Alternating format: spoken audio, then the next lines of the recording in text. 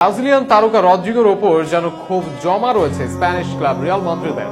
সেই ক্ষোভের মাত্রা এতই বেড়েছে যে ক্লাব ছাড়তে হতে পারে রদ্রিগোকে। রদ্রিগোর নানা কর্মকাণ্ডে বিরক্ত এই ক্লাবটি বিভিন্ন সময় উদ্ভট কথা বলে ও কাজ করে রদ্রিগো ক্লাবটির অনেকের কাছে চক্ষুশূল হয়েছে।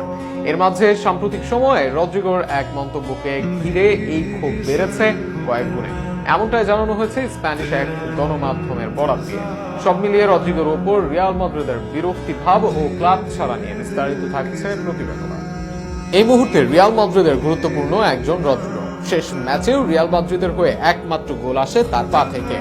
এছাড়াও বড় ম্যাচেও রদ্রিগো গুরুত্বপূর্ণ ভূমিকা পালন করে। তবে এবার রদ্রিগোর উপরই ক্ষিপ্ত তার ক্লাব রিয়াল মাদ্রিদ।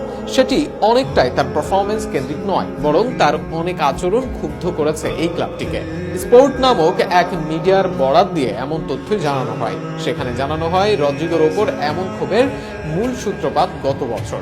সেখানে DAZN নামক এক সংবাদ মাধ্যমকে রদ্রিগো এক সাক্ষাৎকার দেন। সেই সাক্ষাৎকারে রদ্রিগো ম্যানচেস্টার সিটিকে বলেন বিশ্বের সেরা ক্লাব, যা কোনোভাবে মেনে নিতে পারেনি রিয়াল মাদ্রিদ। কেননা রিয়াল মাদ্রিদ শতাব্দীর সেরা ক্লাব, শেষ কয়েক বছরেও ইউরোপের ধারাবাহিক তারা। আর এই মুহূর্তে রিয়াল মাদ্রিদের সবচেয়ে বড় প্রতিযোগী ম্যানচেস্টার সিটি। সেই মাদ্রিদের খেলোয়াড় সিটিকে সেরা বলবে তা কোনোভাবেই মেনে নিতে পারেনি ক্লাবটি। এর বাইরে গত সিজনে যে কারণে রদ্রিগোর ট্রান্সফার নিয়ে অনেক আলোচনা হয়, যদিও এ নিয়ে সব সম্ভাবনা উড়িয়ে দেয় রিয়াল মাদ্রিদ ও রদ্রিগো। তবে নতুন করে আলোচনায় রদ্রিগোর এক কমেন্টকে ঘিরে। সেখানে প্রেসে এমবাপে, ভিনিসিয়াস ও বেলিংহামকে নিয়ে এক ট্রয়ি করে নাম দেওয়া হয় BMV। তবে এই ট্রয়িতে নিজের নাম না দেখেও রিয়্যাক্ট করেন রদ্রিগো। সেখানে রদ্রিগোর মতো এই ট্রয়ের সাথে আরো একটি আর লাগানো উচিত ছিল, যেটা রদ্রিগো নির্দেশ করে। মূলত তারা চারজন রিয়াল মাদ্রিদের আক্রমণের অংশ এবং বাকি সবাই মিলে আলাদা দলের অংশ। এছাড়া ম্যাচ নিয়েও আলাপ করেন রদ্রিগো। তবে এই মন্তব্যকে ঘিরেও রয়েছে আলোচনা। রিয়ালের মতো ক্লাবে থেকে এমন স্বেচ্ছাচারী মন্তব্যকে দেওয়া হচ্ছে ঋণাত্মক দিক।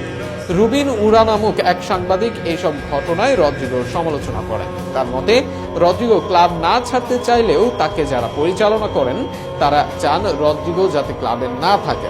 এ নিয়ে তিনি খোলাখুলি মন্তব্যতে বলেন, রদ্রিগোর মাদ্রিদের দিন ফুরিয়ে এসেছে। এই সিজনে না হলেও এক সিজন পরে আর মাদ্রিদে থাকতে পারবেন না রদ্রিগো, এবং মাদ্রিদের পক্ষ থেকেই রদ্রিগোর ত্যাগের বিষয়ে বলা হয়েছে। সব মিলিয়ে রদ্রিগো ও রিয়াল মাদ্রিদের ক্যারিয়ারে দেখা যাচ্ছে শেষের দিন। দেখা যাক এই সংকট থেকে আদৌ উঠতে পারেন কিনা এই ব্রাজিলিয়ান।